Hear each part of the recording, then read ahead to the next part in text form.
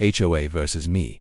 They wanted my land, but I wrote the rules the moment I stepped onto my new cabin property. I knew I wanted peace. Fresh air, quiet mornings, maybe a few friendly waves from neighbors. But peace wasn't on the agenda. The HOA arrived like stormtroopers, demanding my land as if it was theirs. They had no idea the fight I was ready to bring, and that I wasn't just another tenant. I was the landowner. Moving in wasn't easy. Months of paperwork, late nights researching property deeds, making sure every signature, every boundary, every line on the map was correct. Also, I could finally call this cabin mine. I unpacked boxes, hammered in fence posts, and painted walls with my own hands. Every nail, every brushstroke, every ounce of sweat represented years of effort to get here. Then, within hours, the HOA stormed my door, clipboard wielding, ready to dictate my life. They pointed fingers, spouted rules, fines, and violations, none of which made sense. I could feel the tension rising. My heart raced. I'd worked too hard for this cabin to let strangers bully me. I didn't scream. I didn't panic. I took a deep breath, rolled up my sleeves, and pulled out my stack of carefully organized deeds and records.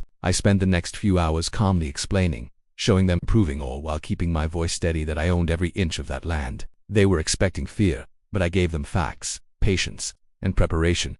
When they tried threats, I responded with action, letters, official documents, proof of taxes, and meticulous records. I walked the line perfectly, respecting the law, but using every detail to defend what I earned with my own effort. Instead of fighting them like they expected, I played their game. I followed their rules, submitted forms, emails, and requests. But each action reinforced the truth.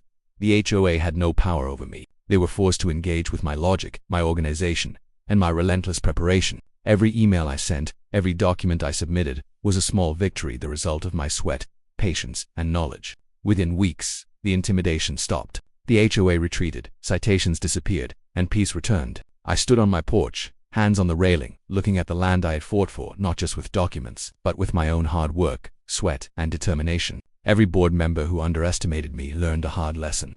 You can't bully someone who knows their worth and has done the work to prove it. This story isn't just about winning. It's about persistence, preparation, and putting in the effort to protect what you've worked for. Life throws people and organizations at you who will try to take what isn't theirs. The solution isn't yelling or revenge. It's hard work, knowledge, and patience. Every step I took, moving boxes, painting walls, filing deeds, was part of the strategy that won this battle. If you're ever facing people who think they can push you around, remember this: do your homework, put in the work, and stay calm.